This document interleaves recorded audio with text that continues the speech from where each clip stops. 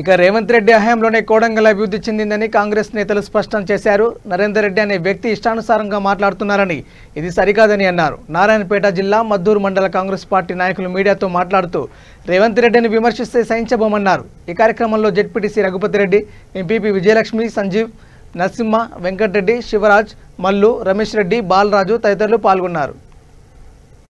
ఎకమిడి వాకు ఒకరికి దత్తత ఇచ్చినాం మీ టీఆర్ఎస్ నాయకునికి, ఇంకొక నాయకునికి నందిగామ తిమ్మరెడ్డిపల్లి దత్తత ఇచ్చినాం. వాళ్ళిద్దరూ మేము ఇసుక దందా చేసలేమని మా మద్దూరు పాత బస్టాండ్ హనుమంతేవుని గుడి కాడికి వచ్చి, మరి నీవు దోలిస్తావా, వాళ్ళే వస్తారా, మేము వస్తాం, మద్దూరు పాత బస్టాండ్ హనుమంతేవుని గుళ్ళ ప్రమాణం చేస్తాం. ఉసుక దందా చేసినని మేమన్నా ప్రమాణం చేస్తాము, చేసలేము ఉసుక దందా మేము ఒక టిప్పర్ కూడా అమ్మిలేమని వాళ్ళన్నా ప్రమాణం చేయాలి.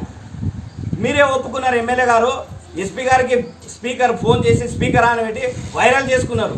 నాకు దందా విషయం తెలియదు, ఒక ఎస్ఐ గారు సిఐ గారు దందా చేస్తున్నారు ఇసుకని. ఇంతకన్నా సిగ్గుచేటు ఎక్కడన్నా ఉందా? మీరు మాట్లాడుతూ ఉన్నారు, రవి వాళ్ళ అన్నదమ్ములు మాట్లాడుతున్నారు, వాళ్ళ మీద కేసులు ఉన్నాయి. ఒక నరేందర్ రెడ్డి గారు, మీరు కేసులు మా మీద ఉంటే మీరు అక్రమంగా పెట్టించిన కేసులు ఉన్నాయి తప్ప మా మీద దొంగ కేసులు కానీ, లంగ కేసులు కానీ, మర్డర్ కేసులు కానీ, మానభంగ కేసులు కానీ ఉంటే మేము ఏ శిక్షకైనా మేము అర్హులం.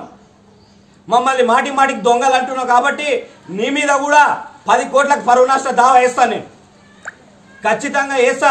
నీకు దమ్ముంటే నా మీద కేసులు ఏముండవు నిరూపించు, చూపించు. నువ్వు పెట్టిన ఈ శిలాపలకాల వాళ్ళు కొట్టిన కేసులు, ఫ్లెక్సీలు చెప్పిన కేసులు, ఈ రాజకీయ దురుద్దేశం పెట్టిన కేసులు తప్ప మా మీద ఎలాంటి కేసులు లేవు అంటున్నావు కదా, నిరూపించు. మేము ఏ శిక్షకైనా సిద్ధంగా ఉన్నాం. అలా నిరూపించలేని పక్షంలో మిమ్మల్ని కోర్టుకి ఇడుస్తాము, పరువు నష్టాలు దాగా వేస్తాము, మీ మీద 10 కోట్ల దావా వేసి వసూలు చేస్తామని కోరుకుంటున్నాం. ఏదో నువ్వు చెప్తావు, నెలకొక నాడు ముఖ్యమంత్రి తానే పోయి సంకల ఫైల్ పెట్టుకొని పిల్లిలాగా నిలబడి ఫోటో దిగుతావు, మళ్ళీ పేపర్లో రాపిస్తావు ముఖ్యమంత్రిని కలిసిన నరేందర్ రెడ్డి అభివృద్ధి కోసం అంటావు.